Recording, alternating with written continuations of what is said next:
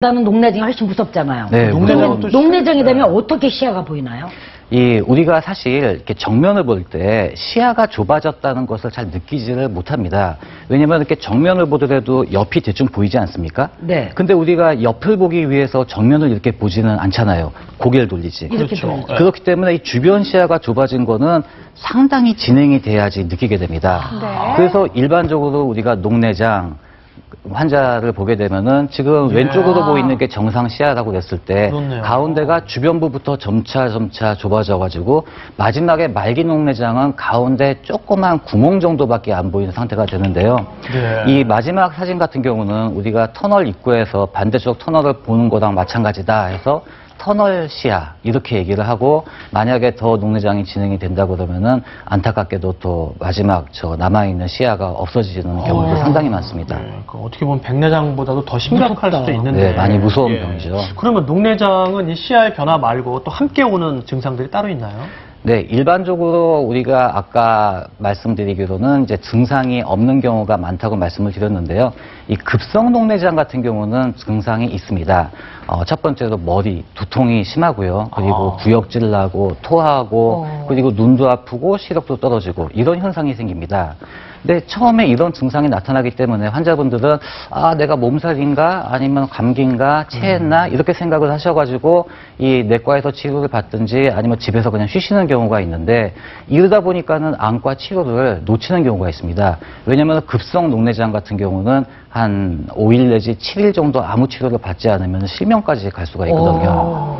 반면에 이제 나머지 이 증상이 없는 녹내장, 이것들이 문제인데, 증상이 없는 녹내장은 상당히 진행이 되기 전까지는 본인이 알 수가 없기 때문에 조기 발견하는 것이 이 조기 예후가 또 좋아지고 또 치료하는 데도 도움이 됩니다. 네, 그렇군요. 그러니까 정기적으로 안압 검사나 시력 검사를 꼼꼼히 받아보시는 게 좋겠군요. 네. 네. 세 번째, 노안과 혼동하기 쉬운 안과 질환은요, 검은 얼룩이 눈 안에서 이제 시야에서 보일 경우인데, 네. 황반 변성입니다. 네. 검은 얼룩이 어떤 식으로 보일까요? 궁금한데요. 그러니까 백내장, 녹내장에 비해서는 좀 낯설기도 하고요. 예, 이것은 이제 황반부 변성이라고 하는데, 지금 이제 우리가 바둑판 무늬 같은 것을 보실 수가 있습니다.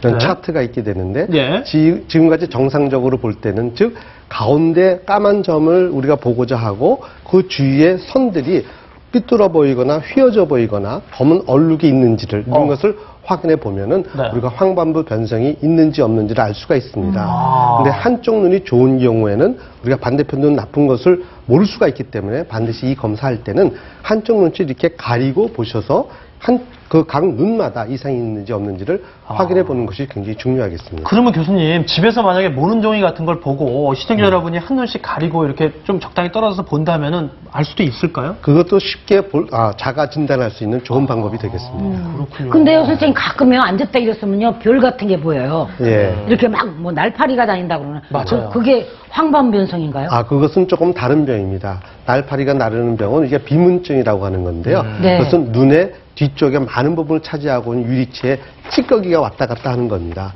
그것은 보통은 이제 놔두게 되는데요. 그걸 다 없애려고 그러면 쥐잡으려고 독을 다 깨는 식이 됩니다. 즉, 그 몇 개 움직이는 것은 놔두셔도 되고, 단 그것이 숫자가 많이 늘어난다든가 사이즈가 갑자기 많이 커진다든가 이러면은 망막에 어떤 변화가 있으면서 같이 올 수가 있기 때문에 이럴 때는 정밀 검사가 필요하고, 보통 한 두세 개 날아다니는 것은 그냥 놔두게 됩니다. 네, 그렇군요. 근데 저희가 아까 그 모눈종이에서 보이는 시야에서 그 검은 얼룩을 봤잖아요. 황반 변성인 경우에 딱 그 위치가 고정돼서 얼룩이 보인다던데, 이 얼룩이 왜 생기는 건가요? 사실은 우리 눈 시력에 가장 중요한 것은 신경이 모여 있는 부분이 이 황반부가 되겠습니다.